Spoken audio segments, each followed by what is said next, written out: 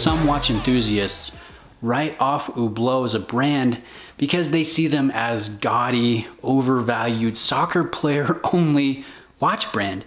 And I think that's absolutely ridiculous, and we'll get into the reasoning for that. This Hublot Classic Fusion in 45 is extremely impressive, and I've loved my week with the watch, and I'm excited to present it to you guys here on the channel. Now, the name of the model, the Classic Fusion, what Hublot is doing here is they're fusing different materials and different forms. Now, obviously, if we look at the design of this, it's a great marrying of angular and circular. If we look at the lugs, you can see they're very linear, they're very sharp, they're very dominant. And then you complete that, excuse the focus here on the camera. Let's get this to focus, there we go.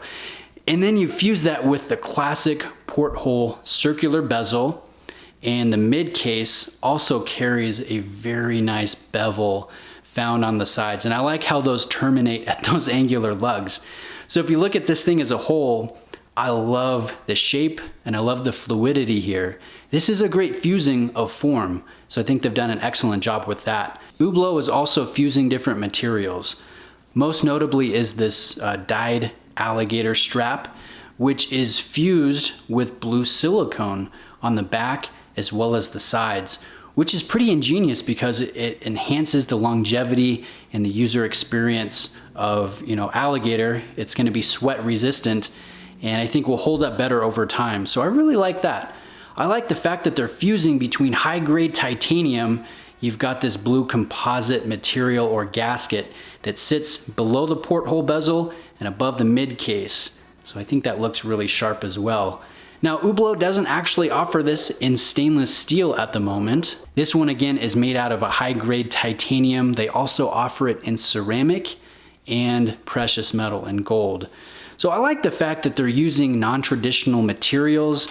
Actually, the only stainless steel piece is going to be your deployant clasp, which you can see is very nice and kind of repeats in form the ends or the lugs of the watch case. Now let's go in on the dial. On a macro level, I've got to show you guys what's probably the cleanest and sharpest dial of any watch that I've had the pleasure of presenting here on the channel.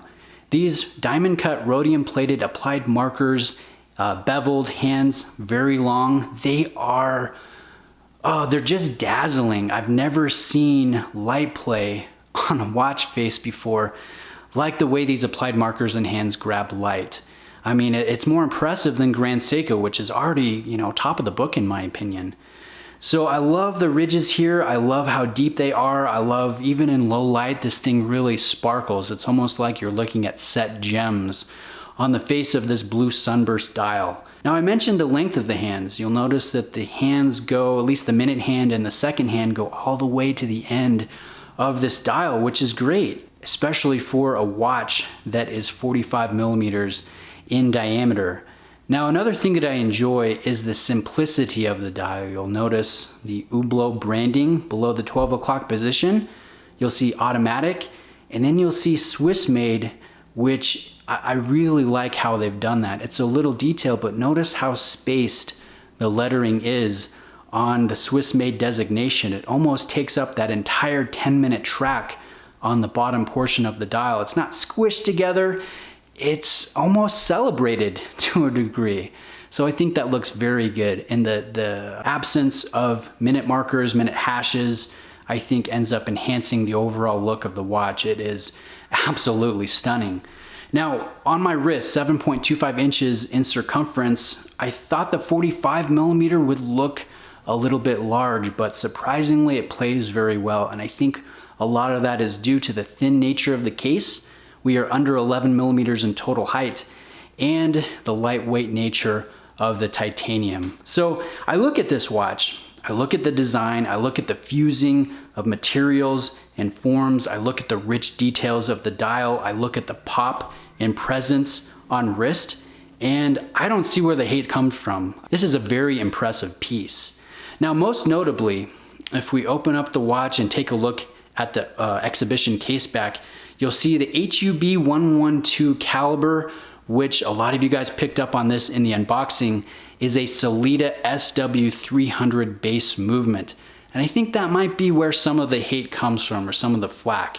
The fact that Hublot is not using an in-house movement on this watch, but is going with a Sellita version of a very thin caliber. That's why they're able to get this watch so thin, the ETA 2892 A2. So talking about the movement, there are definitely pros and cons between going with an in-house movement and then a mass-produced movement that's readily available from a group like Sellita. Pros, I think, in this piece is it's a very trusted movement that has a lot of years of being on the market. It's nice and thin, it's reliable, and just about any watchmaker is going to be able to service this at a very reasonable cost, getting authentic parts from Sellita. So if you have a relatively large collection full of in-house movements and you get tired of sending your watches into Rolex or Richemont or LVMH, a pro of this is you can take it to your local watchmaker and have it serviced and regulated at a reasonable cost and turnaround time. Now, I don't want to come across as bashing this watch and its choice of movement, because it's not a run-of-the-mill, right-off-the-shelf Sellita. They've obviously done, custom rotor, custom finish work, and some upgrades to the movement. I've never had an ETA or a Sellita that winds as smoothly, or the date switches with such a precise and audible click. They've definitely done something. There's no grit and resistance that you'd normally feel in an ETA or a Sellita. So Hublot has definitely done a solid job, although I will admit I would love to turn this over and see an in-house movement, see something that's a little outside of your ETAs and Sellitas.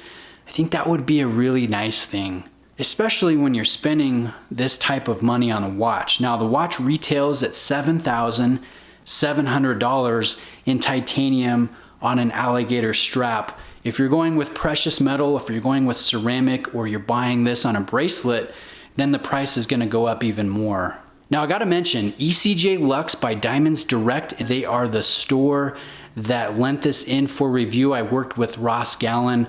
I've bought from him. I've got a watch on pre-order from him, and his store is an excellent authorized dealer. So if you're interested in Hublot, other LVMH brands, or other luxury brands, he's got an excellent selection. And guys, I got to tell you, I can't advertise pricing here, but his prices cannot be beat from an authorized dealer. So I'm going to put a link in the description if you guys are interested in checking this one out, checking out Zenith, checking out Audemars Piguet or other brands. He's definitely a person that I would recommend talking to. So just to wrap up the video, I've been very impressed with my time with this Classic Fusion 45. I like the fact that Hublot offers it in 33, 38, and 42 millimeter sizes. I think personally, if I was gonna buy one, I would be most interested in the 42 millimeter size, probably black dial, possibly on the titanium bracelet. It's definitely something that's in the running for my own collection in the future. And so I've loved my time with Hublot. I'm impressed with the watch. I think if you're a watch idiot savant that has written off Hublot in the past, I think you need to circle back around and take a look at what they offer, because they get some flack that I don't think is merited in many cases. So let me know if you guys have questions. I really appreciate you taking the time to watch. We'll see you in the next video.